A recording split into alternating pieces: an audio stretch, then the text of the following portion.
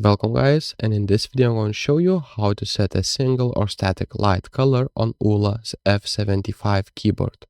So what you'll need to do is use FN plus tab buttons, so you can find those right here. You'll see the FN button and you need to find the tab button.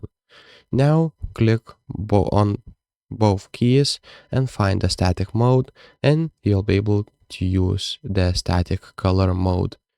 So basically you can use that, and if that doesn't work, you can just hold FN and use the arrow keys to go through these modes, and actually with these you can basically adjust the brightness of your colors.